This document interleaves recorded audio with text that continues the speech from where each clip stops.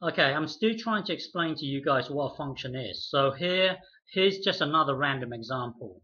So let's say you've got a function here, f of x equals x squared. This here, you know, is a function.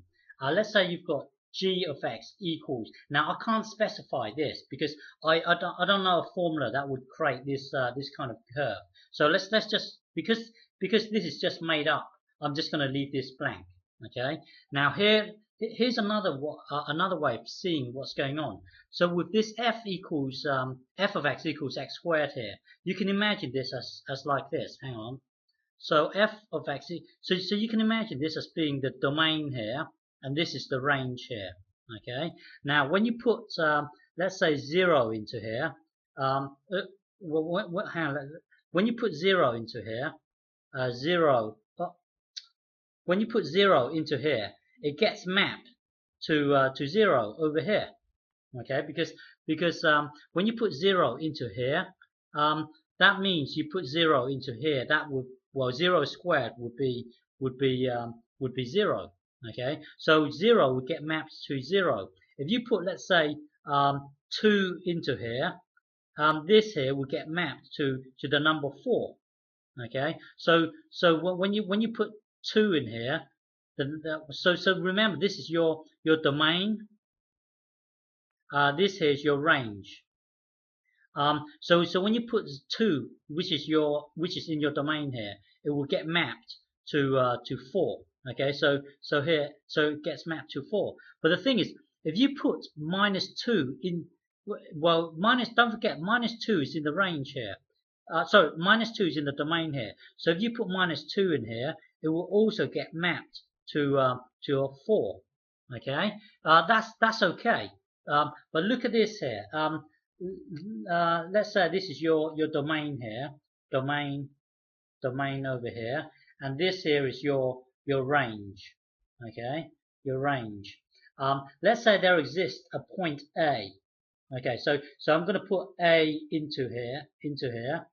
So there exists a point A, but the thing is, point A here will take me to 3 different values here. Let's say this is 3, this here is 5, and this here is 8. I don't know. So here, so one point, or something that is not a function on this side here, it could take me to a 3, to a 5, to an 8. You see, this here would take, well, one point in the domain here takes me to 1, 2, 3 different places. Whereas if you look at a function, even though it's going to one place, you see, one domain only takes you to one point. But the thing is, you can have let's just look at a different function. You are allowed to have different thing, a different value within the domain, taking you to another one.